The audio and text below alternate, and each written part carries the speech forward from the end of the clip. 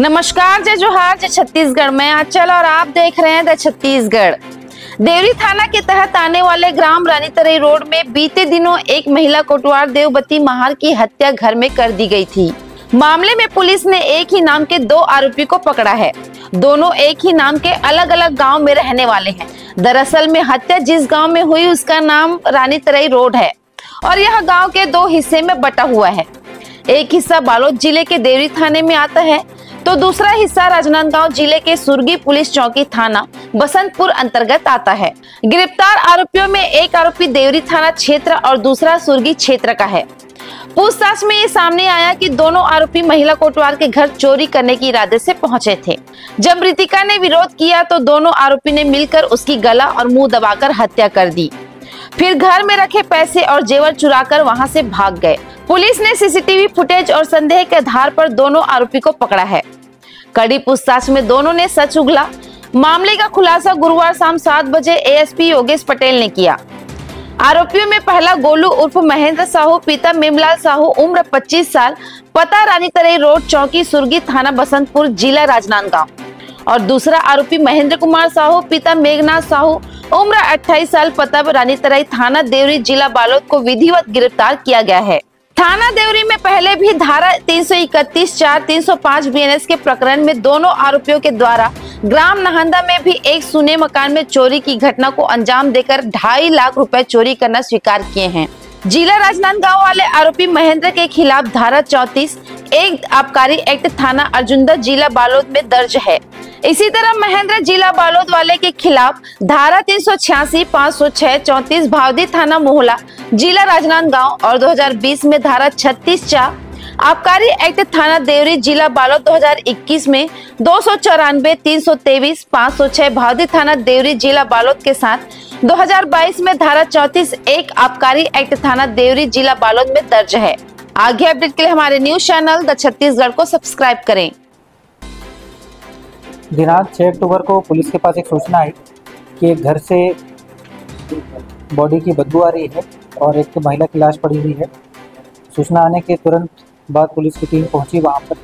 देखा कि महिला के मृत शरीर पड़ा हुआ है, जो कि लग रहा था कि 3-4 दिन पहले मृत्यु हुई होगी और साथ ही साथ महिला का एक हाथ हथेली के पास कटा हुआ था। कटा हुआ हिस्सा भी महिला के बॉडी के पास पड़ा हुआ था। साथ ही साथ घर के विभिन्न सामान बिखरे पड़े थे। लग रहा था कि जो भी गुस्सा होगा उसने महिला की हत्या की है और जो भी वैल्यूएबल सामान होगा वो महिला के यहाँ से लूट या चोरी करके चले गए हैं। इस सनसनीखेज खुलासे के बाद पुलिस की अलग अलग टीम जैसे कि FSL, dog squad, fingerprint expert, cyber team पूरी इस घटना के खुलासे में लगे। मेहनत के पश्चात कुछ क्लू हमारे पास लगे, जैसे कि सीसीटीवी कैमरा मिला हमको जिसमें 2 व्यक्तियों की गतिविधि संदिग्ध लगी।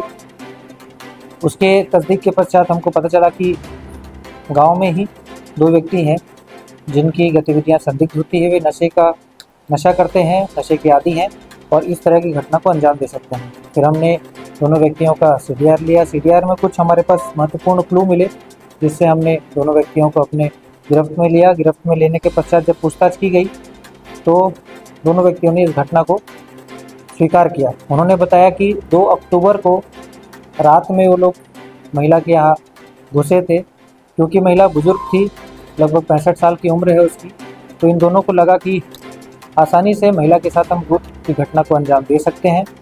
जब वे महिला के घर में घुसे तो महिला ने इनको देखने के पश्चात विरोध किया। फिर दोनों व्यक्तियों ने विरोध को देखते हुए महिला का गला दबाया, उसका मुंह दबाया, जिससे कि महिला की आवाज़ आसपास के लोगों को सुनाई नहीं दे और इसके पश्चात महिला की दोनों ने हत्या कर दी।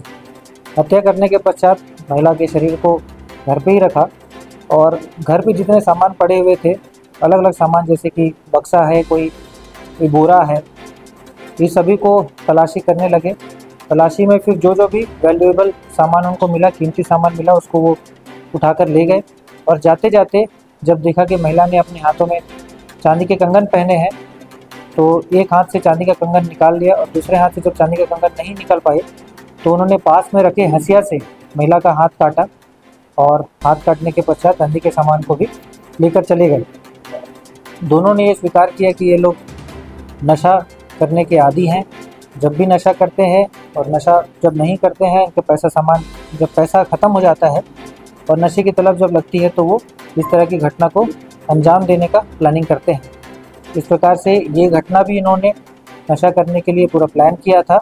जो भी सामान इस घटना में चोरी किए गए थे, लूट किए गए थे, उसको पुलिस ने बरामद किया है।